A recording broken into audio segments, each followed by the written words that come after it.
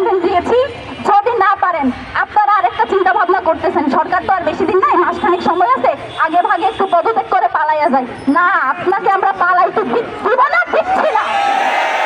কোনোভাবে যদি ভাবেন যে আস্তে করে পালাইয়া যাবেন, এটা হবে না। আপনি যাবেন, যাওয়ার আগে বলে যাইতে হবে যে এখানে কে আপনাকে কাজ করতে দেয় না, কার কারণে কাজ করতে পারে না, কার সাথে লিয়াজু করে আপনি এসব কাজ করছেন। এটা আমাদের স্পষ্ট দাবি। ইনকিলাব মঞ্চ আগামী, আমরা এখন